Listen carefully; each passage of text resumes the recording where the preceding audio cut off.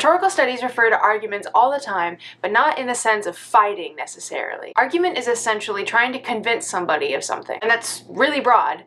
But it means that most things you do are arguments. You wouldn't go to a job interview wearing pajamas and expect to actually get that job.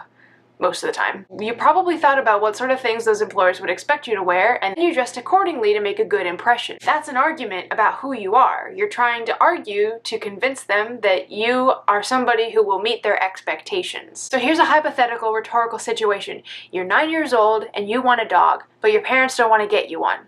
How do you convince them to get you that dog? Step 1, identify your audience. Most cases, it's a lot more complicated, but here, in this case, it's just your parents, and that's very simple. We've got them. Your parents are your audience. Step 2, figure out what their perspective is in regards to dogs.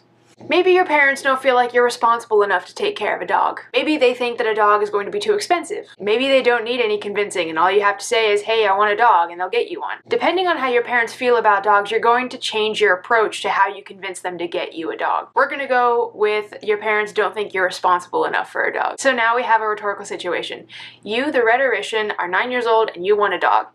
Your audience is your parents, and they do not want you to have a dog. The purpose of your argument is to convince them to get you a dog. So now step 3, analyze which rhetorical appeals will be most effective. When you try to convince someone of something, there's 3 main ways to do it. It's appeals to logic, to credibility, and to emotion. So let's say you go with an emotional appeal. Those work by making your audience feel something in order to convince them. So you might say, oh, think about all those poor dogs in the shelters who just want to be loved and be in a home. This might be a really effective argument if your parents are very susceptible to those commercials with Sarah McLachlan and the sad music and all that. But in this case, it's probably not going to work because your parents are worried about you being responsible, not necessarily the happiness of an animal. They might even counter-argue that the dog will be more miserable if they bring one into the house than in the shelter, and that would be just the exact opposite of what you're trying to do. You could also make logical appeals. You could say, all my friends have dogs and all my friends take good care of their dogs. If I treat my dog the way that my friends treat their dogs, then I'm a responsible dog owner and I should have one. This might work if your parents know the lives of your friends' dogs very well and know that you have very responsible 9-year-old friends. But this is only a logical argument if your friends' dogs are actually well taken care of. And it could be very convincing if your parents know enough about the situation to believe you without you using evidence to back up this claim. Which brings me to my last appeal,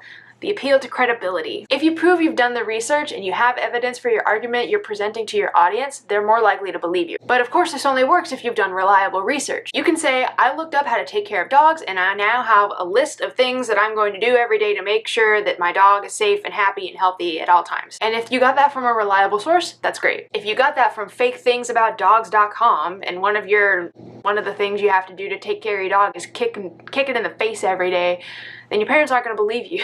That's not a credible source. Now that you know how each appeal works, you can use them to, step 4, form your argument. Leaning into credibility and logic is a pretty good move for almost any argument you're going to make. Emotions are obviously very powerful, persuasive tools, but they're not going to be logical or credible. However, it's not a bad idea to start off your argument with that appeal to emotion. I want a dog. A dog will make me happy. Don't you want me to be happy? And your parents are likely to say, well, yeah, but by itself, that's not that convincing of an argument yet. And then you present your very well-researched list of things that you have prepared to do in order to ensure the health and well-being of this animal. You might write a letter, you might do a poster, or if you're a very precocious 9-year-old, you might do a PowerPoint. After this, you can conclude your argument with a logical statement. Now that I've done the research and I fully understand the implications of having a dog, I am now prepared to be a responsible pet owner. And now you've convinced your hypothetical parents to get you a hypothetical dog. Now that I've laid out the steps for you, you can understand the parts that go into convincing somebody of anything, basically. Check back in with me soon to talk about rhetorical analysis and how to tell which appeals are being used to persuade you. In the meantime, I'd like to know what ways you've noticed these different rhetorical appeals being used in your daily life. I hope you enjoyed this video. Let me know what you think. I hope you got something out of it. Thanks for watching.